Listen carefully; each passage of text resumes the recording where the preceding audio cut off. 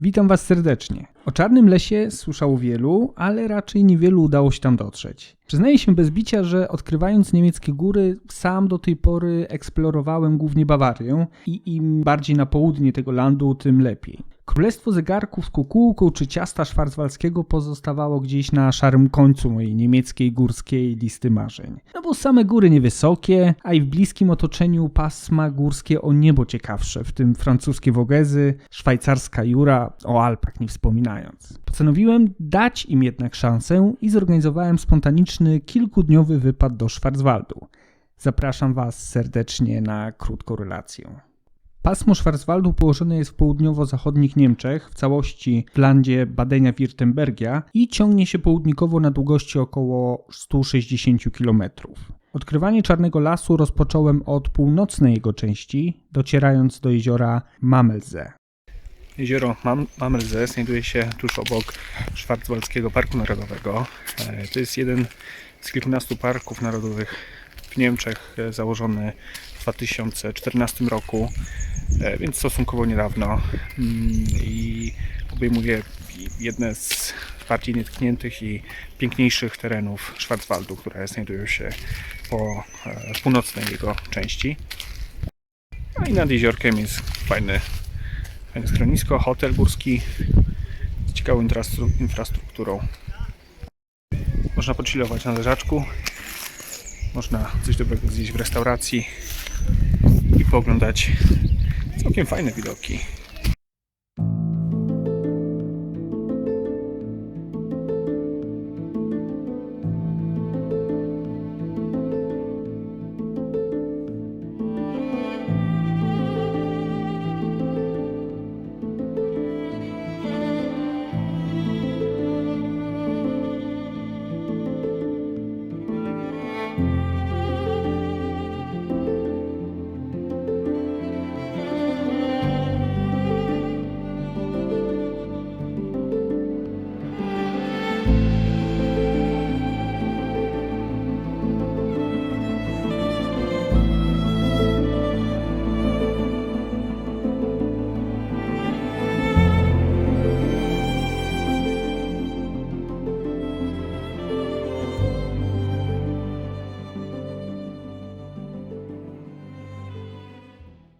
Z jednej strony wieża widokowa w starym budynku, obok hotel, którego teraz nie widać, a z drugiej strony coś, co tenże hotel zasila, energia elektryczna.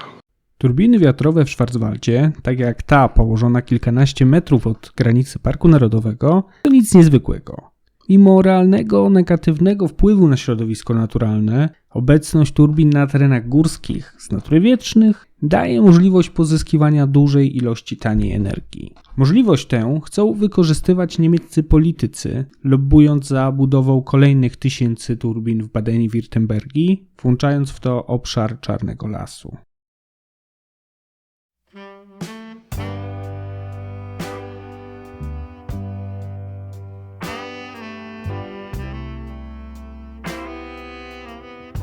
Po górskich wędrówkach warto przeznaczyć trochę czasu na regenerację. Zapytacie, gdzie? A na przykład w najważniejszej, a już na pewno najciekawszej miejscowości północnego Schwarzwaldu, czyli w słynnym Baden-Baden.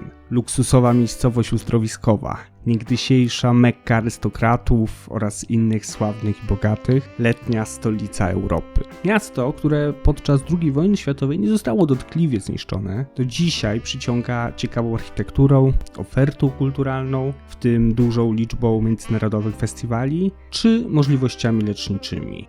Wspaniała mała architektura, włączając w to pięknie zadbaną roślinność, zachęca do spacerów. Z czystym sumieniem polecam Baden-Baden jako bazę do zwiedzania tej części Czarnego Lasu, a także jako atrakcję samą w sobie.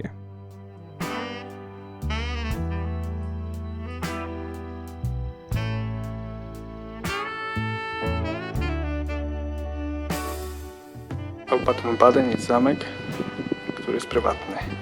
Chcielibyście tutaj zamieszkać?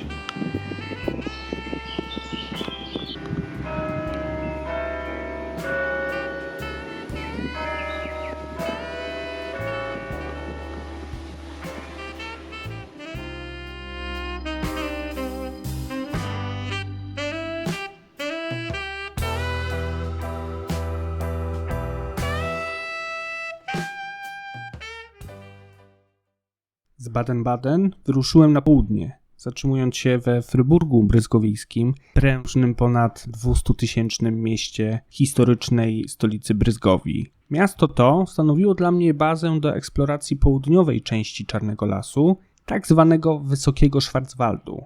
W tej części popularne są na przykład jeziora. Znajduję się właśnie nad jeziorem Schluchse, największym jeziorem Schwarzwaldu. Znajduje się w południowej części tego pasma górskiego. Schluchse na pewno pełni funkcję wypoczynkową po północnej jego stronie. Jest tutaj miejscowość o tej samej nazwie, kurort, uzdrowisko. Drugim wartym odnotowania, moim zdaniem dużo żywszym i ciekawszym od jeziora Schluchse, jest Titisee, znajdujące się w miejscowości o tej samej nazwie. Lodowcowe jezioro Titisee jest popularnym kurortem z całą potrzebną infrastrukturą, wygodnie skomunikowane z Fryburgiem dzięki szybkiej kolei. W zimie okolica jeziora stanowi duży hub narciarski, i niedaleko Titisee znajduje się też sporo szlaków trekkingowych, z czego postanowiłem skorzystać. Cześć, słuchajcie, mam taki zwyczaj, że kiedy podróżuję, odwiedzam jakieś pasmo górskie, to właściwie zawsze staram się, o ile to nie są jakieś bardzo wybitne góry, staram się wejść na najwyższy wierzchołek tego pasma. Odwiedzając Schwarzwald, nie mogłem nie przyjechać, a właściwie nie wejść na najwyższy szczyt tegoż pasma, który nazywa się Feldberg. To jest 1495 metrów. Wejście tutaj nie było ani wymagające, ani skomplikowane. Na wysokość 1250 metrów dowozi nas autobus. Później można wziąć i pojechać kolejką linową na około 400 metrów. Ja oczywiście zrobiłem sobie krótką przebieżkę, trekking, no i później bardzo łagodnym spacerkiem na szczyt, na którym w sumie nie ma za dużo. Z racji tego, że jest sobota i z racji tego, że szczyt jest bardzo łatwy i do wejścia i jest dostępny, no, tłumy ludzi, głównie rodziny z dziećmi małymi, do tego osoby starsze, cały przekrój. Czyli zobaczcie, tutaj w tym wysokim, południowym Schwarzwaldzie, a właściwie chyba w całym paśmie, większość szczytów jest zalesiona. Tutaj widok z przełęczy pod Feldbergiem. Większość szczytów, bo sam Feldberg i okolice chyba w pewnym momencie zostały wylesione. Są tu piękne łąki. Pastwiska też, widziałem kilka krów, chociaż to nie jest ten sam poziom co w Szwajcarii. Ciekawe dlaczego. No i zamiast lasów ogromne połacie łąk z kolorowymi kwiatkami. Łąka dwukolorowa i setki tysięcy latających robali. Jedyny minus chyba dzisiejszego wypadu w góry. Tutaj na horyzoncie widać z kolei wiatraki turbinowe, które są w dość dużej liczbie w całej Badeni-Wirtembergii oraz w tym włączając to Schwarzwald. Dość częsty, popularny widok. Schwarzwald mnie nie rozczarował, ale też nie zachwycił. Może po części dlatego, że nie udało mi się zobaczyć żadnego zegara z kukułką, ani skosztować tortu szwarcwaldzkiego. A może dlatego, że w porównaniu do terenów górskich sąsiedniej zjawiskowej Bawarii, którą miałem okazję niejednokrotnie eksplorować, Czarny Las wypada po prostu przeciętnie. Warto jednak chociażby będąc przejazdem wstąpić i wyrobić sobie własne zdanie. Dziękuję Wam za uwagę i pozdrawiam serdecznie. Grzesiek z kanału Odkryjemy Góry Nieznane. Ciao!